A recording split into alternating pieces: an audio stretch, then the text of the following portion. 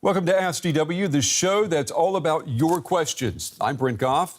They say that theirs is a partnership with no limit. Two presidents, China's Xi Jinping and Russia's Vladimir Putin. Well, today we'll be talking about the relationship between two of the world's major powers, and we want your input. Now, it's easy to get involved. If you're not already there, just go to our YouTube page. The address you see right there on your screen.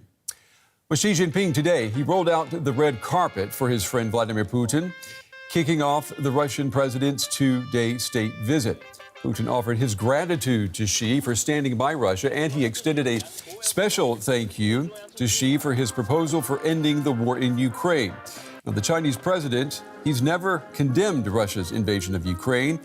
And once again, he called for a diplomatic solution, a not-so-subtle hint that China would very much like to be seen as a peace broker.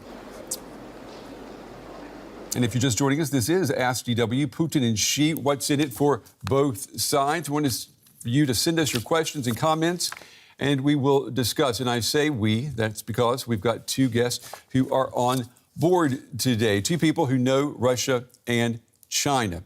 From London, I'm happy to welcome Natasha Court. Natasha is a senior lecturer in international peace and security at King's College London. It's good to have you with us, Natasha. And here in Berlin with me is my colleague, Clifford Coonan. Cliff is our in-house go-to person on China. He lived and reported from there for more than a decade. So welcome to you both. Quick question to you both to get us started here. Who needs whom in this no-limits partnership the most? Russia's Putin or China's Xi Jinping? Natasha, let me get your quick answer. Who needs whom most? Well, right now, clearly, Russia needs China the most. Yeah. Clifford, what would you say? I definitely agree with Natasha on that one right now, given they've had a very complicated relationship for many years. But right now, I think the ball is very much in Russia's court. Okay. All right. I'm going to throw that question out to everyone joining us as well. Between Xi Jinping and Vladimir Putin, who needs whom more? What do you think? I want you to send us your answers and send us your questions as well. You'll be part of the discussion in real time. Well, today, Vladimir Putin stood beside Xi Jinping and he said that they are the leaders upholding a multipolar world order that is democratic and based on international law. Well, perception may not be reality here, but it certainly is important. Let's take an in-depth look now at how Russia and China view each other as they both face growing tensions with the West. Last March, Chinese President Xi Jinping made Russia his first overseas trip after securing a third term as leader. Moscow, a symbolic choice after years of pandemic-era isolation.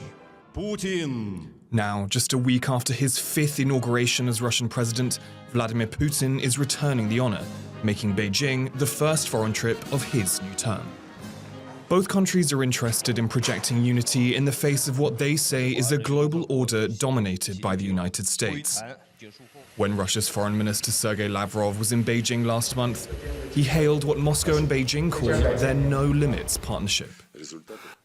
More than once, our leaders, President Putin and President Xi Jinping, have stressed the determination of Russia and China to counter attempts to slow down the formation of a multipolar world, to slow down the long overdue processes of democratization and justice.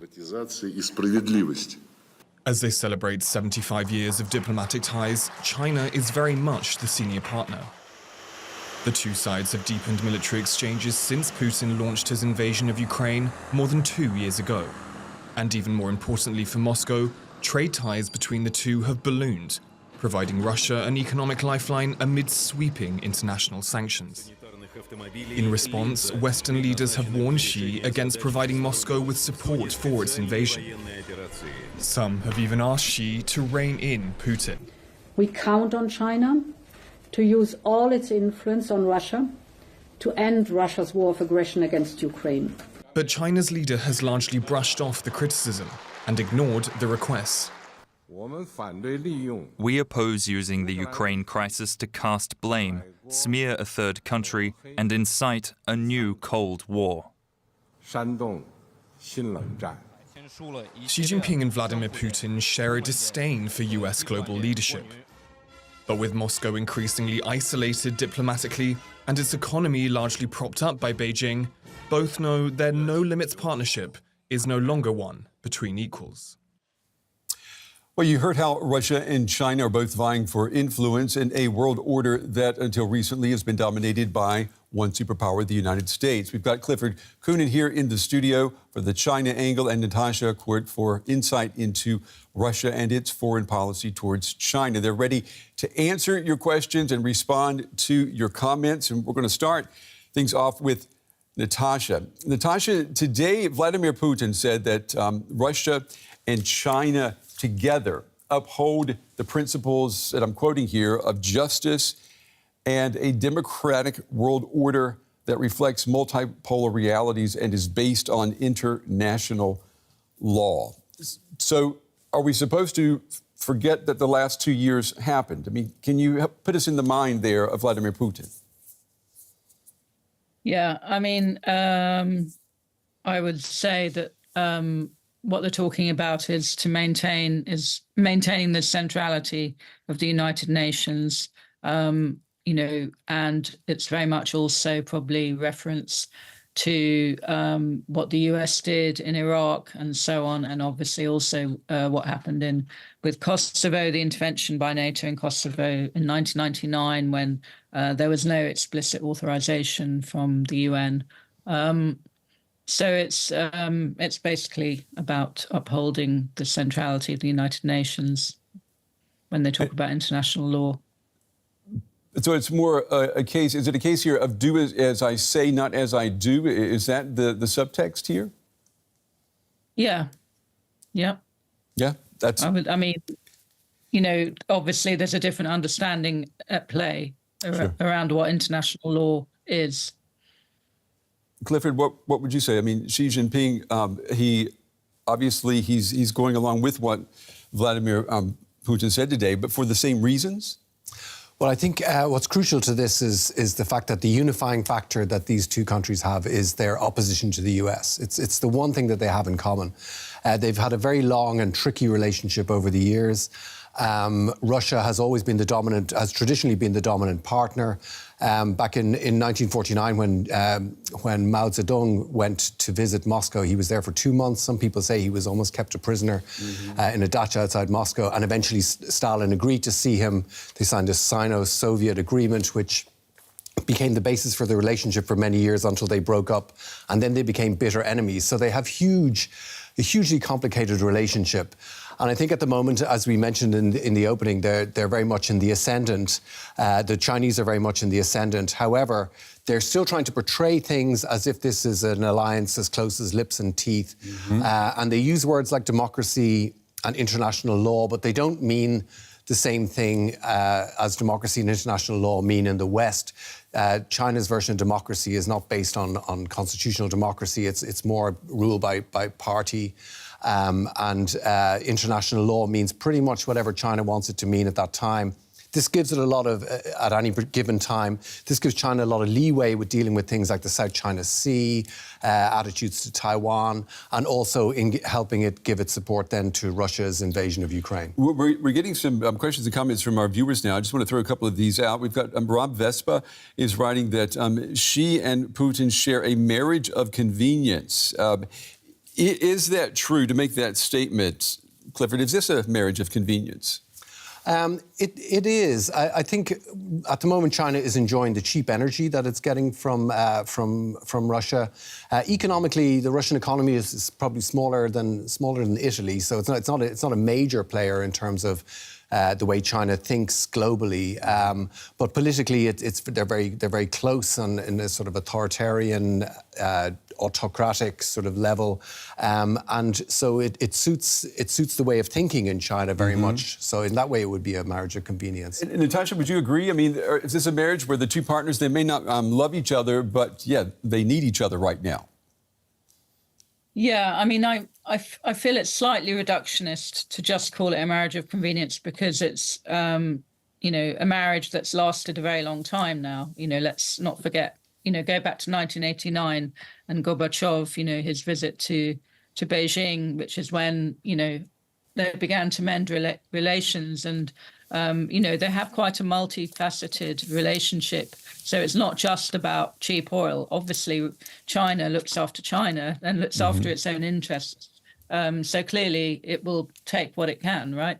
But there are all sorts of other layers, I think, to the relationship. And there are also ways in which China is learning a lot from Russia, diplomatically, because obviously China is, if you get, it's only going back to the early 70s, right, that China has actually been around diplomatically. It also learns from Russia militarily, through the military exercises and so on. So I think, although there is a certain aspect of it which is about convenience, there is a bit more to it than that. We've got a question coming in from Timothy Neoni asking how are bilateral agreements between Beijing and Moscow likely to impact Western security? Natasha, I'll let you take a stab at that. So these bilateral agreements, what will they do for Western security? We don't know the full content of these agreements, of course. They're not in an alliance, so there's no interoperability between the armed forces, for example. But clearly, there's already been an impact in the sense that, it's more about, China's positioning, obviously, vis-a-vis the Ukraine war. The fact that also that Russia knew it had a reliable strategic rear in the Russian Far East because China wasn't going to threaten Russia there. It was able to take a large number of troops from the border in the Russian Far East, from the border with China, and move them to Ukraine, for example. So it's more about that kind of thing. And also, of course, Russia seeming to support China in the Asia-Pacific or Indo-Pacific, as we tend to call it now, and also supporting China there with joint patrols and intimidating South Korea and Japan, and so on, which it hadn't done before. 10 years ago, Russia was much more sort of circumspect, if you like, in that region. Cliff, what do you say about this? I mean, these bilateral agreements between China and Russia, in Beijing's view of things, does it embolden it when it's dealing particularly with the United States? I think it does, particularly when it looks in the Indo-Pacific region, as Natasha's just mentioned. We do know what China's ambitions are. We don't know how it's going to enact these ambitions when it comes to things like Taiwan. Today, we've seen a lot of movement in the South China Sea, for example. That seems to be intensifying there, where China has said that it can arrest anyone going into what it considers its territory in South China Sea, and the Philippines is sending ships there at the moment to protect what it sees as its territory. So should there be a flashpoint in there, it would obviously be in China's interest to have support from Russia. When Russia moves its troops from the Far East towards Ukraine, you can't help but feel it's with a certain anxiety, given that China has got quite a lot of interest in that particular area. China's got an awful lot of people. Russia's a very big place with a lot fewer people, and it's made no secret of the fact it likes it there. So. We've got a question that is coming in from Carolina Valena. She is asking, how will China and Russia benefit each other through a long-term partnership? Of course, that's assuming that this is going to be a long-term partnership. Clifford, I'll let you answer that. Yeah, I think it's such a complicated relationship that I think, and such an unstable relationship in many ways, that I think trying to predict what will happen in the long term is extremely difficult. Definitely personally, I know that Xi Jinping admires Putin. He admires Putin's way of dealing with things. When the BRICS was founded, the Brazil, Russia, India, China, when these countries first got together, and South Africa first got together, we saw that there was very much, a personal sort of bond there. Since then, China has expanded massively. So he now sees himself more as an equal, perhaps, with Putin. But certainly on that level, on that personal relationship, it's very strong. But looking ahead, there are so many areas as well where they have difference. And increasingly, as Russia becomes more and more needy, I think it's very difficult to imagine how things will unfold as they go forward. Yeah, and Natasha, if we just consider the two men that we saw today, I mean, we've got Putin coming in. He's just secured yet another term in office. Xi Jinping, his hold on power is not even being questioned. I mean, these are two leaders who are sitting firmly in the saddle. When they look at the United States or when they look at Europe, they see something that is not as predictable or as steady. Do you agree? Yeah. Yeah, I mean, I think that's a very good point. It's very useful to imagine how they look at the world, because it's obviously the nature of the regimes make their view of the world very different. And of course, when they look at each other, they're kind of, there's a sort of solidarity there, if you like, because they've both, of course, criticized over the years the idea of so-called colored revolutions, external regime change. So in the post-Soviet region, for example, in Ukraine in 2004, Georgia, and so on, and then, of course, Maidan in Ukraine, all of these phenomena, if you like, all of these uprisings and popular uprisings are seen not as kind of, something organic and homegrown, but as orchestrated from the outside by Western forces. And that's how they saw the Arab Spring. And China has exactly the same view. The Hong Kong umbrella revolution as well. Russia kind of chimed in and echoed Chinese narratives on that. And obviously China echoed Russian narratives on the Maidan. So their view of the world is really, very similar. And Vladimir Putin's view of the future of this war in Ukraine, I mean, I assume that he is in China now also feeling emboldened because of the gains that we're hearing about around in the area of Kharkiv. I mean, does that tell us that in the long run, we're talking about a Russian win here, or does that, in your opinion, I mean, are we still talking about a war of attrition that we've been hearing now for 2 years? I mean, I think even, if I were a sort of UK general, I probably wouldn't want to predict the outcome. Obviously now, yes, Russia does seem to be prevailing. And of course, I think what Russia would count on would be the West essentially giving up on Ukraine. I mean, that's what they've been counting on, obviously, from the beginning. And China, obviously, too. And, it looked for quite some time as if the West might be giving up on Ukraine, or at least certainly not prepared to step up to the plate and provide what's needed.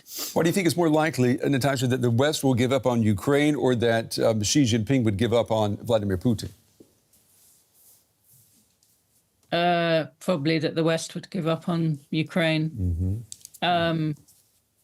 Although, of course, it depends. I think China,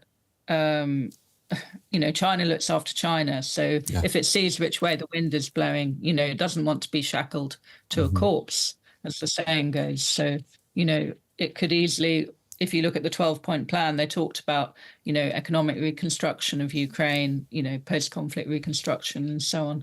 And so I'm sure China would be very happy to make sure it's in pole position to reap the dividends from the conflict, from any post-conflict plan that might emerge, and to abandon Russia if they needed to. What do you say, Clifford? I mean, does Russia have to win for China to get what it wants? Well, I think I'd just like to echo a bit what Natasha says there. And if you look at the Chinese perspective, China is very good at saying very vague things about its plans. Deng Xiaoping, the former Chinese leader, he said about 1989, about the crackdown on the democracy demonstrators and the opprobrium and the attacks on China that it felt it faced after that the West always forgets. And there is this sort of sense in China in the way it deals with things that if you just let things go long enough, the West will eventually lose interest. Part of that is to do with the structures that you have 4-year cycles or 5-year cycles in democracies, for example. But they're very good at sort of waiting things out. And I think there's a sense that if they don't need to take a position on Ukraine, why would they bother? Because they're very happily showing that they're close allies with Russia without having to sign anything or do anything. They just, they're in a good position. What about these joint military exercises? Simon and Me has written and asked the question, how is the West looking at the increased joint military exercises between these two countries? I mean, is that a win-win for China? Again, I think it is a win-win for China. And as they say about win-win for China, that means that China wins twice. So it's doing very well. It suits China. It gets to try out all kinds of new technology, showcase some of the technology that might eventually find its way into the Russian military. What do you say, Natasha? Yeah, I mean, the military exercises have obviously been a very good way for China to learn from Russia. Obviously, Syria was the first kind of major projection of Russian military power for some time. And so that was of big interest to China. Obviously, it wasn't on a scale, the same scale as Ukraine, but still, China was very interested in that. And so, I think the Chinese military has really been able to draw certain lessons. I mean, I've also heard that now China has been looking to learn, has actually been looking, though, also, interestingly, of course, it can draw lessons from, we move away from the military exercises, from what Russia is doing or not doing in the war against Ukraine, and looking also at Ukraine's performance, which will give China certain lessons maybe about, how a ostensibly weaker power can actually, fight back. I've got another question for you, Natasha. Another question coming in from Game Arena, writing or asking, is this meeting between Putin and Xi a direct response to recent meetings that we've seen between Japan and the United States, for example? I'm not sure about that. I mean, let's not forget that, these summits have been taking place on a very regular basis for the last, couple of decades. So, I'm not sure that it's necessarily a direct response to that. Yeah, Clifford, what do you think? I mean, for China, it's in China's backyard again with Japan, right? I mean, I think definitely the US is trying to step up the profile of its relationships with Japan and South Korea and other neighbours in the region, and also to step up in how it supports Taiwan. But I don't know if it's prompting anything. I think one thing that's quite important to understand the relationship with Xi just having come back from visiting Serbia, 25 years since after the NATO bombing there. I'm sure that NATO and that aspect of the Western alliance is going to be on their agenda there. Yeah, that picks up too on that question that was asked about these meetings. I mean, the fact that Xi Jinping was just here in Europe, and what message did he send to Europe? Well, it's kind of, straight away he meets the biggest enemy in many people's eyes of Western Europe. Western Europe is building this alliance with Ukraine, and the first thing he does within days of coming back from visiting Europe is he meets Putin. Unless he's bringing a message. I mean, there's a lot of speculation about what they're discussing about at the moment, but up till now, this looks very much more like a show of strength, a show of alliance. What he did, though, here in Europe, was there anything during his visit meant for Russia, for Russian consumption? I mean, was it the meeting in Serbia, or was it, I mean, he had a one-on-one with Macron. They seemed like they were buddy-buddy, but Macron didn't ask him, for example, to help stop the war in Ukraine. I think the visit to Europe was about creating divisions among the European allies and to highlight just how the lack of unity within the EU, for example. And the visit to Hungary and the visit to Serbia were very definitely pointed at Russia as a show of support. That it's very much a question of perspective. When viewed from the Russian and Chinese perspective, it was a very different kind of visit. That there was a sort of lip service paid to this big market in the EU, but in security terms and in political terms, the visit to Hungary, I know Hungary's in the EU, but is still seen as being close to Russia. I think that was much more the message there. We had a question from Diana Valcarcel asking. Do we have that one? No, that's not the one in the chat. Okay, we're going to take this one here that just come in. Influence of climate change. We have another question that is based on a comment by one of our viewers, Umar Mughal, with ice melting in northern Russia. Could that ease China's entry to Russia's Arctic Circle? And what is the effect of the crisis in the Red Sea on trade, Clifford? Well, I think certainly we spoke a bit, Natasha mentioned earlier about the East Asian aspect of this and about Vladivostok and about Russian forces there. I think China is very interested in the melting of the polar ice caps because it will facilitate trade over the top of the world. It will make it a lot shorter. And there's a lot of countries bidding for influence in there and China is very much in there. And it would hope to do it either in alliance or at the expense of Russia, but it wants to do it. So I think that's one real area where climate change is going to have a massive geopolitical impact. What do you say, Natasha? Climate change in the eyes of Vladimir Putin? Yeah, the Northern Sea route obviously is key and has been touted by Russia as a kind of solution to, obviously, especially China's issues around shipping and so on. It means it doesn't have to go through the Malacca Straits. So, you know, from kind of energy security point of view, it obviously solves a lot of problems. I think the only thing is, you know, you need to have a lot of icebreakers in order to be able to actually traverse that route. I mean, it's only ice-free for a very short time, so it couldn't be a complete panacea. Although, you know, we have seen greater cargo on the Northern Sea route, that's for sure. Yeah, protecting the environment, it can't be top of the agenda, particularly for Vladimir Putin. I mean, he's keeping his economy going by selling lots of natural gas and oil to China right now, isn't he? Yeah, no, I wouldn't really say it was top of his agenda at all. Yeah. We got a question. I want to go back to this question from Diana Valcarcel, and I'll give this to you, Clifford. She said, Brent, why wasn't Putin arrested when he arrived in China? Why wasn't the order that was issued by the International Court of Justice, why wasn't it enforced? Well, that was never going to happen. China doesn't recognize the court. Right. That's the reason, right? Yeah. But it was never even going to be on the agenda. I mean, it pretty much. Natasha would be able to answer this better in some ways, but there's very few places he can go right now, and Beijing is one of them. I mean, this is his second visit, and Xi also went there last year. And also at that meeting in Beijing last year, Xi took Putin aside and said, "We are making changes here together that have not been seen for 100 years." This is a really, in many ways, you know, it's again a question of perspective. This is quite major. This alliance. Long term, we don't know, but right now it's extremely. And the reason that this visit's taking place right now is that they're marking 75 years of diplomatic relations, right? Yeah, I mean the Russian embassy in Beijing is enormous. It was once the biggest embassy in the world, and they do have such lengthy connections with each other. Very complicated, and occasionally they were bitter enemies, but it's still a very close relationship. Yeah. Natasha, what do you say about that? The fact that, you know, Vladimir Putin, if he wants to leave the country, which he rarely does, but if he wants to, I mean, his options are fairly limited, aren't they?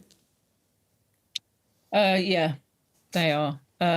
Obviously, there are a number of countries which are not party to the International Criminal Court, right? Including the US. That's true. Well, the US unsigned the statute. But yeah, you're right. In theory, that's the irony, right? He could maybe fly to Washington, and there he probably wouldn't risk getting arrested. Join Trump. That's exactly, he could join Trump. That's exactly right. We've got another question coming in here. The topic, these military exercises. And Simon and me asking, how is the West looking at the increased joint military exercises between the two countries? Clifford.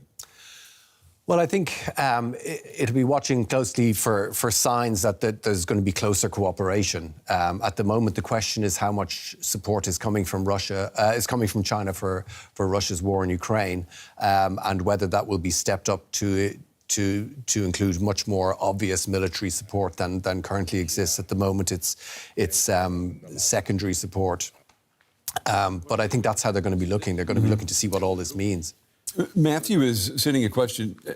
Does China run the risk of being sanctioned by the West as they continue to help Russia evade sanctions?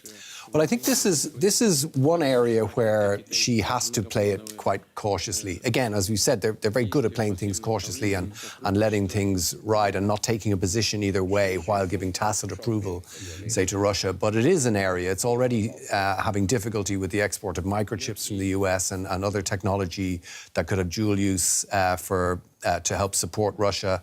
And so, Washington's warned Beijing about this, haven't they? Yeah, and then Macron said during the French visit that China had said that it wouldn't do it. But again, although that was one remark that seemed to just evaporate after he said it, I think of course he'd say that. So it is something they do have to be careful about. But I think playing the longer game, at the moment we're seeing a lot of evidence, for example, of you've got secondary sources. There's ways of getting in through the United Arab Emirates or through or other countries in the Middle East. Yeah. There's ways around it. So, but they do need to be careful. Yeah. And Natasha, what do you say? I mean, for Vladimir Putin, when he looks at these sanctions that are being imposed by the West, I mean, he's almost laughing all the way to the bank, isn't he? Because he's got allies or he's got customers like China or India, for example, to buy his energy.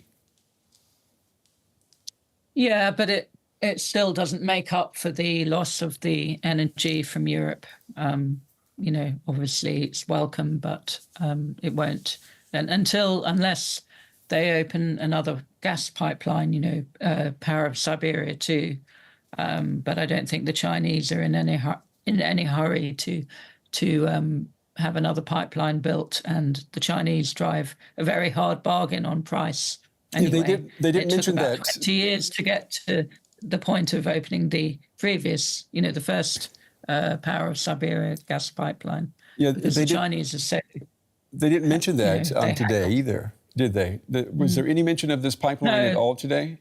Well, no, they didn't. I think there was Xi's press conference and Putin's press conference, and Putin talked about energy and so on, but I didn't see Xi talking about it. So it's interesting to compare, you know, on the Kremlin website, you can get the readout, the transcript of the Xi press conference, and then the transcript of the corresponding one by Putin and Xi, what they talk about. You know, they talk about slightly different things and put an emphasis on slightly different things as well. We've got a lot of questions coming in here, and I'll throw this one to you, Clifford, about Taiwan. And viewers asking, is Taiwan becoming maybe the West Berlin for China, you know, that West Berlin was for the Soviet Union and the United States in this second Cold War, if you will? Yeah, it's very interesting, this parallel here, and people are saying that if the US or if the West wants to back Taiwan, that it's going to have to build a kind of a Berlin Wall across the Taiwan Strait. It's really going to have to commit. At the moment, there's a lot of, you know, there's obviously some material support and quite a lot of political support, but although the political support is again limited, and it could very well happen that Taiwan becomes this kind of outpost. Particularly if Russia and China do keep this closeness. In some ways, it's going to be slightly isolated down there. But I mean, is in the eyes of Xi Jinping, does Russia have to win in Ukraine for him to be certain that an invasion of Taiwan will be successful, will be worth it? I don't know. I think he's, in some ways, it would also suit him to have the West tied up with dealing with Ukraine. In some ways, it's also a kind of a distraction. In some ways, this is another win-win for China, because if, for example, Russia prevails in the Ukraine, that would be seen as a blow to the West and make it less likely, perhaps, to intervene in Taiwan. On the other hand, the West's attention is very much focused on something that it sees very much in its own backyard.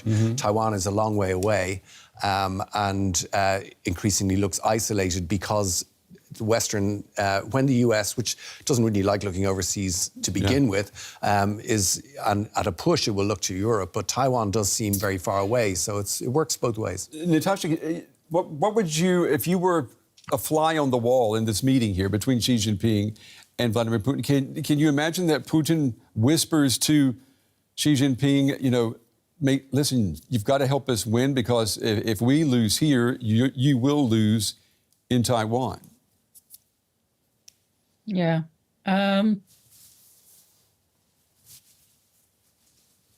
Yeah, I mean, they're obviously very different in terms of, military strategy and so on.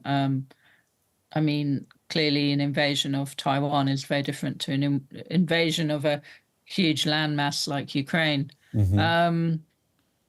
So, yeah, I mean, I'm not sure whether there's any kind of agreement about Taiwan. And the thing is, I don't really know that Russia could do a huge amount to help China, in terms militarily. I don't see Russia being able to really to help China. I mean, apart from just sitting back and letting it happen. So yeah. But I mean, clearly, Russia, Russia would can facilitate, if you like, Chinese actions in Taiwan. I've got a question coming in here from Akilu Getachew, talking about, or maybe a comment, China and Russia are so important for BRICS, the BRICS countries, but can BRICS survive should this marriage of convenience not last? Natasha, I mean, what's your take on that? Does it need this marriage of convenience between Beijing and Moscow? No, I don't think so. I mean, to be honest, I think the BRICS, I don't think Russia is really that important in the BRICS. I mean, certainly not economically. And I think Russia has from the beginning tried to kind of mold the BRICS into something much more political, whereas the sense is that, the other members of the grouping would prefer, including China, would prefer for it to remain more of an economic grouping. What about China, Clifford? I mean, there's this push for the BRICS countries to actually take as much world trade out of the dollar zone as possible.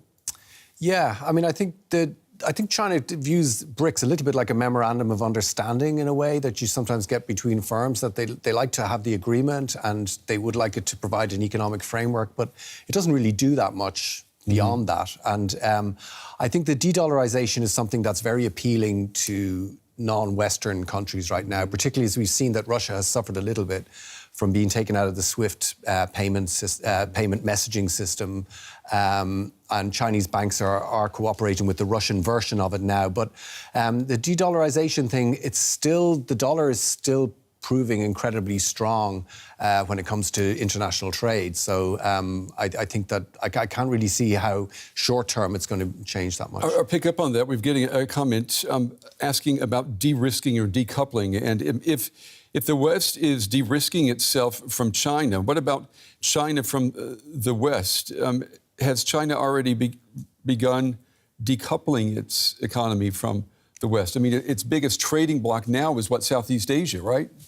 That's right, but it's still very heavily reliant on the markets in the West, and I think you've seen some decoupling and indeed de-risking in terms of it producing its own semiconductors and things like that. But it's still hugely important. I mean, that's why we have these tariffs at the moment, for example, that Biden has just introduced there, and the sort of anger that they produced in China because China is unable to sell a lot of its own goods. It has massive overcapacities and it's trying to shift them to Western markets, as well as obviously ASEAN, as you mentioned. But still, I think the West is hugely important for the Chinese economy. And some comments and questions, too, about the future for China, its demographic challenge, that the situation today for its economy could look much worse 20, 30 years from now.